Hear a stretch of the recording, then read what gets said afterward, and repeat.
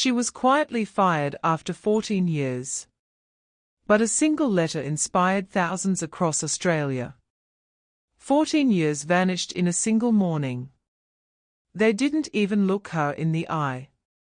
The fluorescent lights hummed their familiar tune in the cramped Adelaide office on Grenfell Street, casting that pale, unforgiving glow Ruby Whitmore had grown accustomed to over nearly a decade and a half. Outside, the autumn wind rattled the old windows, carrying with it the scent of eucalyptus from the parklands and the distant sound of trams clattering down King William Street. When Ruby packed her things in silence, the only sound was the slow ticking of the office clock, and the rustle of papers being shuffled into a cardboard box that seemed far too small for 14 years of her life. She left with no words, just a small, sealed envelope tucked beneath her worn diary, pressed against her chest like a secret she wasn't ready to understand. Ruby had always been the quiet one in the corner of the small insurance office tucked between a Lebanese bakery and a vintage bookshop. Every morning at 7:30, she'd arrive with the same ritual. A thermos of tea made from loose leaves her grandmother had taught her to steep just right, and a small container of whatever she'd baked the night before. Anzac biscuits on Mondays, lamingtons for special occasions, and her famous golden syrup dumplings when the Adelaide winter crept in and everyone needed something warm to hold on to. She brought homemade treats to morning tea, never missed a birthday, even remembering the casual acquaintances' children's names and asking about their school sports days. She listened more than she spoke, nodding with genuine interest when colleagues shared their weekend adventures, or complained about their teenagers, or celebrated small victories that felt enormous in the moment. Her loyalty was constant, almost invisible, like the way she'd stay back without being asked when deadlines loomed, or how she'd quietly fix mistakes others had made without ever mentioning it, or the way she remembered exactly how everyone liked their coffee and would silently prepare a round during particularly stressful afternoons. No one really knew how much she carried, how many times she'd swallowed disappointment just to keep the peace, how often she'd bitten her tongue when credit for her ideas went to someone else, how she'd smile and nod when younger colleagues were promoted past her, their eager ambition rewarded while her steady reliability was simply expected. Ruby's desk sat beneath a window that looked out onto a narrow laneway where wattle trees bloomed golden every spring. She decorated her small space with a single succulent in a terracotta pot, a faded photo of her late parents standing in front of their Flinders Ranges property, and a hand-drawn card from her nephew that read "World's Best Auntie" in crayon letters that had faded but never lost their meaning. The day they called her into that cold meeting room, the one with no windows and chairs that squeaked uncomfortably, Ruby sensed the outcome before a word was spoken. She'd noticed the hushed conversations that stopped when she walked by, the way her manager avoided eye contact for the past week, the subtle shift in energy that happens when decisions have been made about your life without you being part of the conversation. The meeting lasted 7 minutes. Restructuring, they said. Efficiency measures. Corporate speak that landed like stones in still water, creating ripples of impact that would spread far beyond that sterile room. No thanks for the 14 years of punctuality, dedication, and quiet excellence. No farewell gathering with cake and awkward speeches. Just a printed notice. Her position no longer required, and a security escort to collect her belongings while her colleagues pretended to be busy with suddenly urgent tasks that couldn't wait. In the car park, under a grey Adelaide sky that threatened rain, but couldn't quite commit, her hands shook as she held the envelope, a small thing that had appeared on her desk sometime during her final week, tucked beneath a stack of reports she'd been completing right until the end. 14 years erased in a single breath, like they'd never happened at all. Ruby didn't complain. She didn't post angry rants on social media or badmouth her former employer to anyone who would listen. Instead, she stayed off Facebook and Instagram, spent her afternoons walking the River Torrens with her old Labrador, Max, a golden retriever with grey around his muzzles who'd been her constant companion through countless changes and challenges. They'd walk the same route each day, down through the parklands, past the old stone bridge, along the walking trail where families picnicked on weekends and university students studied under the river red gums. Max would stop to sniff at interesting scents while Ruby sat on weathered park benches, watching the brown river flow steadily toward the sea, carrying with it leaves and debris and all manner of things that had once seemed permanent, but were now just part of the current. During these quiet walks, she'd think about things she'd never had time to consider during her working years. She'd notice the way afternoon light filtered through the ghost gums, how the kookaburras' laughter seemed to mock the seriousness of human concerns, how the simple act of breathing deeply could feel like both relief and rebellion. At home in her small cottage in Unley, a place she'd bought 20 years ago, when Adelaide real estate was still affordable and dreams felt more attainable, Ruby would spend her evenings quietly writing letters she never intended to send. Letters to her former colleagues, to her parents who'd passed 5 years apart, to the nephew in Darwin she hadn't seen since Christmas, to versions of herself she'd never had the courage to be. The letters weren't bitter or angry. They were gentle, reflective things written in her careful cursive on cream-colored stationery her mother had given her years ago. She'd write about small kindnesses she'd witnessed, about the importance of seeing people truly seeing them, about how the quiet ones often carry the deepest wisdom and the heaviest burdens. Days turned into weeks, and the rhythm of unemployment became its own kind of routine. Morning tea alone in her kitchen, crossword puzzles that no longer had to be rushed, afternoon naps that didn't require apology, evening television without the weight of tomorrow's early alarm pressing against her consciousness. But there was something else growing in the spaces between activities, a restlessness, a sense that this ending might also be a beginning if she could just figure out how to read the signs. Then, one rainy Friday in late May, when the Adelaide hills were shrouded in mist and the sound of rain on her tin roof created a symphony of solitude, Ruby finally opened the envelope for the first time. Her hands trembled slightly as she unfolded the single sheet of paper inside, written in handwriting she almost recognized but couldn't quite place.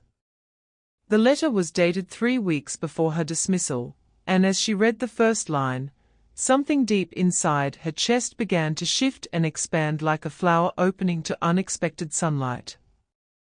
The letter was from James Chen, a young intern who'd worked at the office 2 years ago, quiet, anxious, clearly out of his depth in the corporate environment, but trying desperately to prove himself worthy of the opportunity. Dear Ruby, the letter began, I'm writing this from Perth, where I'm now working as a junior analyst at a firm that actually values what I bring to the table. But I wanted you to know that none of this would have been possible without your silent support and kindness during the toughest year of my life. Ruby remembered James now, a slight young man with nervous energy and an engineering degree who'd seemed overwhelmed by the social dynamics of office life. She'd noticed how he ate lunch alone, how he'd flinch slightly when others spoke too loudly or moved too quickly near his desk, how his contributions in meetings were often overlooked or interrupted. You probably don't remember, the letter continued, but during my 3rd week, when I was seriously considering quitting because I felt so lost and inadequate, you left a golden syrup dumpling on my desk with a note that simply said, "Thought you might need something sweet today." It was such a small gesture, but it made me believe I mattered. The memory came flooding back. James sitting alone at his desk during morning tea while others clustered around the kitchenette, sharing weekend stories and office gossip. She'd noticed his untouched lunch, the way he'd stare at his computer screen with the particular intensity of someone trying to disappear, and she'd simply responded to what she saw. A young person who needed to know someone cared. Throughout my time there, James wrote, you continued to show kindness without expecting anything in return. You remembered my name when others didn't. You asked about my studies and actually listened to my answers. When I made mistakes, you helped me fix them privately instead of letting me be embarrassed in front of everyone. You saw me when I felt invisible. Ruby's eyes filled with tears. She hadn't allowed herself to cry during all those weeks of unemployment and uncertainty. She'd been so focused on her own sense of being overlooked and undervalued that she'd forgotten about the small ways she'd tried to make others feel seen and supported. I wanted to tell you this in person, the letter concluded, but I was too shy and then too busy with my new job. But I think about your kindness often, especially when I encounter someone who needs encouragement. You taught me that the most powerful gestures are often the quietest ones.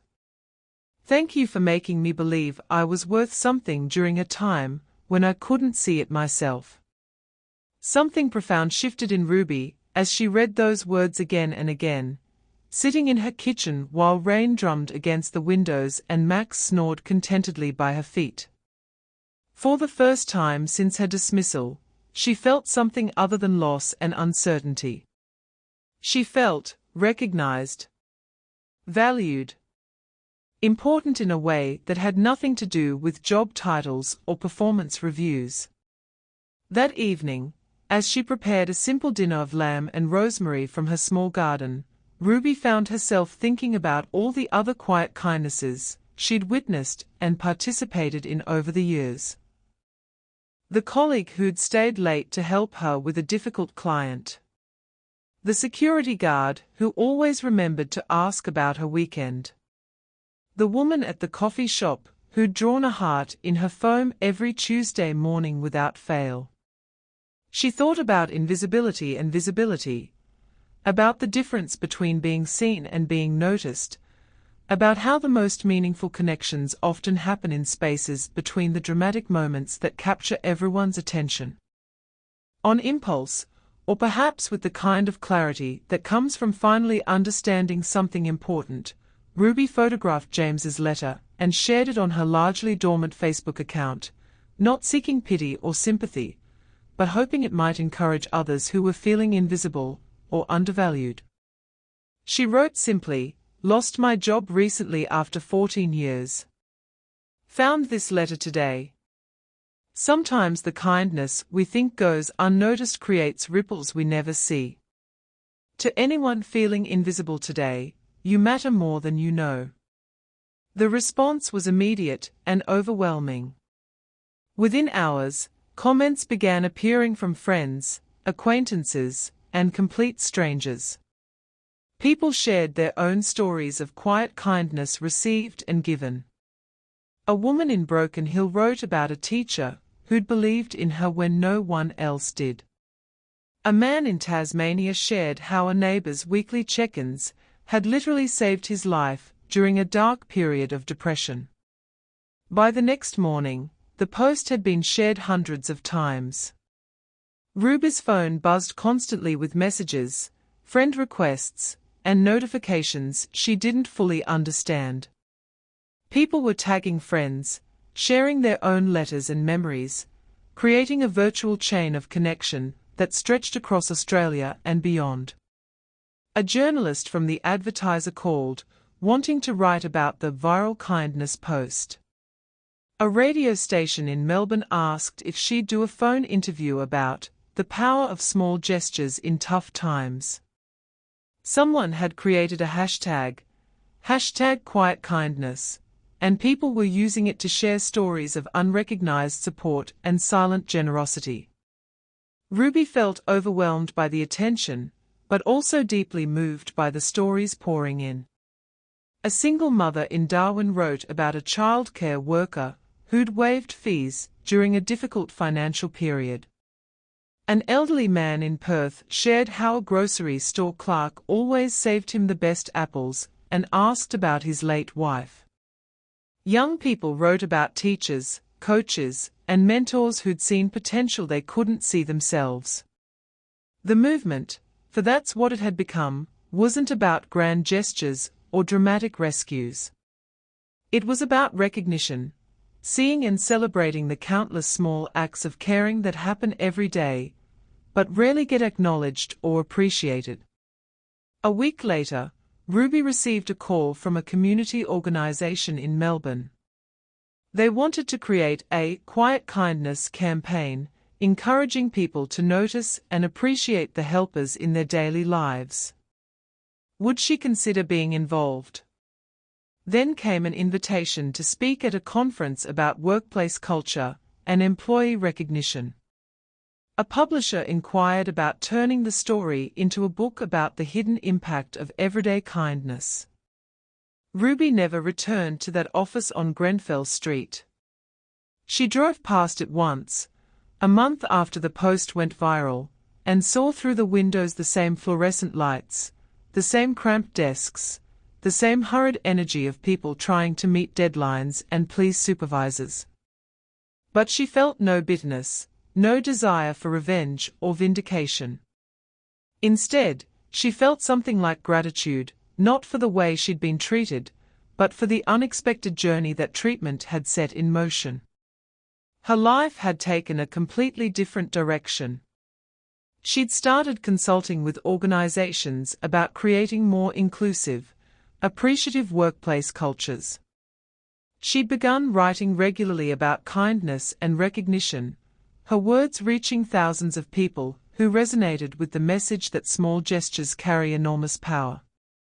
Most importantly, she'd learned to see her own value not through the eyes of employers or evaluators, but through the lives she'd touched without even realizing it. Every afternoon, she still walked along the River Torrens with Max, but now she carried with her a different understanding of impact and importance. She'd watch families feeding ducks, cyclists calling cheerful greetings to pedestrians, strangers helping each other with directions or heavy loads, and she'd recognize the constant, beautiful reality of human beings caring for each other in ways both seen and unseen. But every time she walked by the river, she smiled at the quiet power of words left unsaid, and the louder power of words finally spoken. The last line of James's letter had become something of a personal motto: the most powerful gestures are often the quietest ones. Ruby had learned that this was true not just for the kindness we give, but for the strength we discover, the changes we inspire, and the difference we make in ways we might never fully understand. She never sought recognition for her small acts of caring during those 14 years in the office, and maybe that's exactly why her story spoke so loudly to so many people across Australia and beyond. Sometimes the most profound movements begin not with grand declarations or dramatic gestures, but with golden syrup dumplings left on lonely desks and letters written by grateful hearts. Sometimes being quietly fired becomes the beginning of being loudly celebrated. Sometimes losing everything we thought mattered helps us find everything we never knew we had. Do you believe a single letter can change a life, or might it change thousands?